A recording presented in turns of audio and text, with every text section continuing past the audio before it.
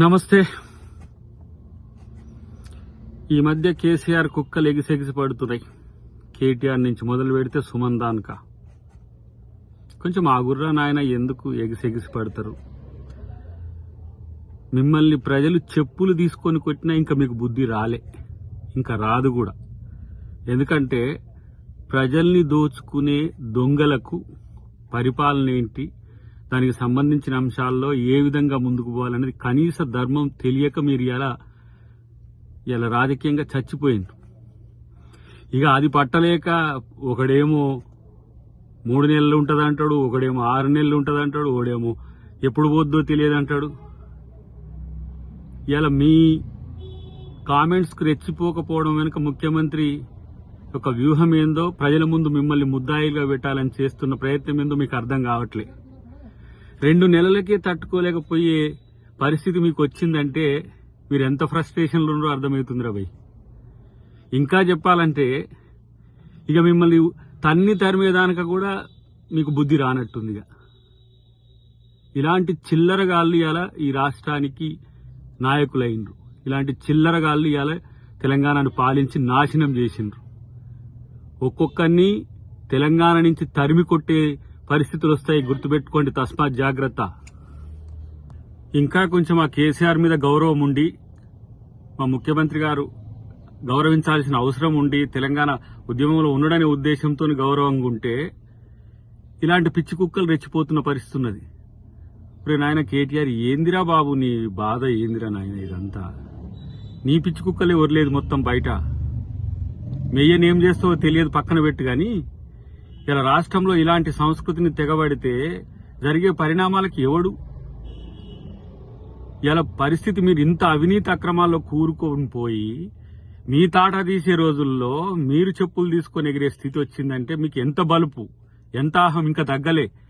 ప్రజలు పండబెట్టి తొక్కినా సరే మీకు ఇంకా బుద్ధి రాలేదని తెలిసిన తర్వాత ఇక మిగతాది కూడా ప్రజలే చూసుకుంటారు. ఇలాంటి పనికిరాని చెత్త అహంతోనే నువ్వు మెయ్యనోడగొట్టినవు. నీ పుణ్యమే ఇలా వచ్చింది. మళ్ళా తగుదునమ్మా అని చెప్పి వేసి భజన పరులంతా బయటకు వెళ్ళుకొని తిరుగుతున్నారు. ఇలా తెలంగాణ తెచ్చుకున్నందుకు తెలంగాణ ప్రజలు అరగోసపడుతుంటే ఇలా కాంగ్రెస్ పార్టీ నాయకత్వం రేవంత్ రెడ్డి గారి నుంచి మొదలు పెడితే ప్రతి ఒక్కరు ఈరోజు కష్టపడి ప్రజల్ని చైతన్యం చేసి నీ నుంచి విముక్తి కలిగిస్తే మళ్లీ ఇలాంటి అసహనం ఏదో విద్వేషం విషం జిమ్మే ప్రయత్నాలు చేస్తున్నారు. మానుకోండి బిడ్డలారా. ఎక్కువ తక్కువ చేస్తే తాట తీసుడు తప్పదనేది మీరు గుర్తుపెట్టుకోండి. ఏదో మౌనంగా ఉన్నారు, గిట్లనే ఉంటారు అనుకుంటే మాత్రం దానికి తీవ్ర పరిణామాలు కూడా ఉంటాయి. జాగ్రత్త.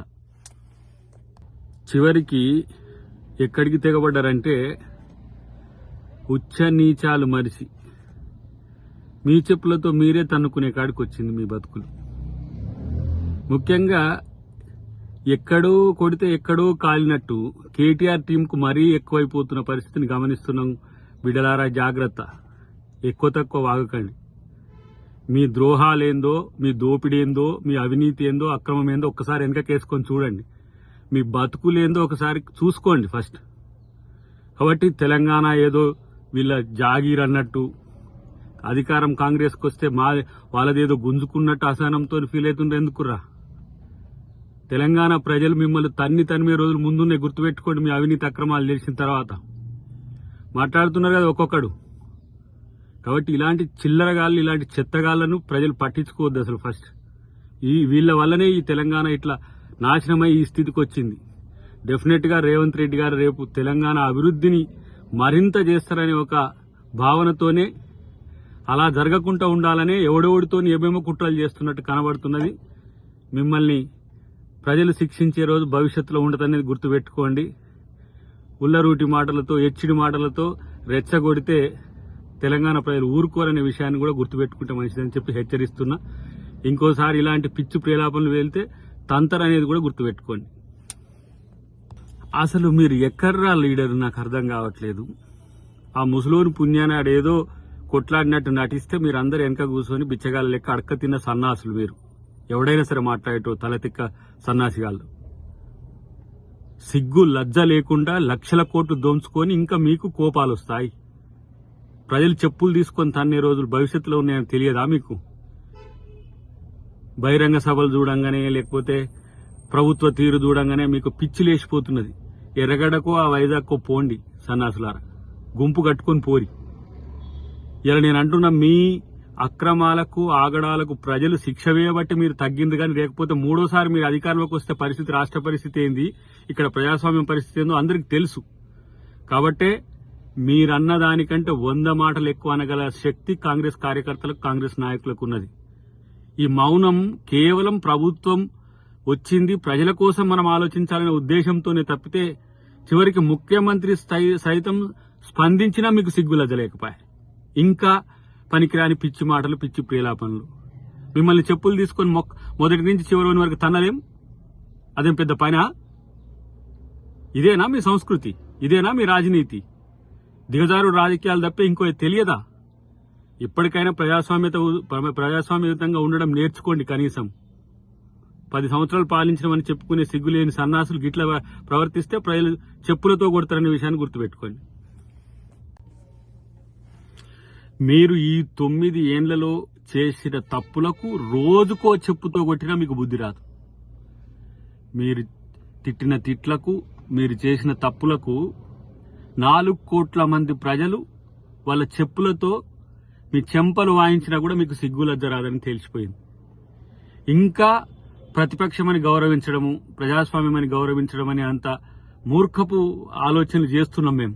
ఎందుకంటే అయ్యో రాజ్యాంగం ఉంది, ప్రజాస్వామ్యం ఉంది, దాన్ని గౌరవించాలి, ప్రతిపక్షాలకు కూడా మర్యాద ఇవ్వాలి, గౌరవం ఇవ్వాలంటే ఇలాంటి దిగజారుడు రాజకీయాలకు తెగబడితే ఇంకింతకంటే నీచం ఏమైనా ఉన్నదా? ఇలా నేను అంటున్న ప్రజలకు ఒక పిలుపునిస్తున్నా. ఇలాంటి దద్దమ్మల వల్ల, ఇలాంటి పనికిరాని చెత్తగాళ్ల వల్ల తెలంగాణ సమాజానికి ఏం ఒరిగడు. ప్రత్యేకించి నేను చెప్తున్నా, దాదాపు లక్షల కోట్లు, అది రేపు తెలుస్తుంది, అవినీతి తెలుస్తుంది, ఒక్కొక్కరిని సంగతి తేలుస్తుంది, మొత్తం ప్రభుత్వం కూడా తేలుస్తుంది. అంటే రెచ్చగొట్టడం ద్వారా, లేకపోతే ఇలాంటి బూతులు మాట్లాడడం ద్వారా కాంగ్రెస్ ప్రభుత్వాన్నో, కాంగ్రెస్ పార్టీ నాయకులను అబాసుపేలు చేయాలని చూస్తే ప్రజలు సహించరు, కాంగ్రెస్ కార్యకర్తలు కూడా సహించరు. ఇంకా మీకు రాజకీయంగా బొంద తప్పితే ఏం మిగిలింది మీకు బొంద? ఇంకా దోచుకున్న జాలకి ఇంకా రెచ్చగొట్టి ఇవాళ ప్రజల్ని మళ్లీ విడగొట్టే ఒక వైరుధ్యాలు పెంచే చర్చ చేస్తున్నారా? అందుకనే మిమ్మల్ని గౌరవించాలంటే భవిష్యత్తులో మీరు గౌరవంగా ఉంటే మంచిది, లేకపోతే ప్రతి ఒక్కరికి తగిన శాస్తి తప్పదని చెప్పి హెచ్చరిస్తున్నాం. నాయకుడు కేసీఆర్ గారిని పట్టుకొని రంగాన్ని మాట్లాడుతున్నాడు.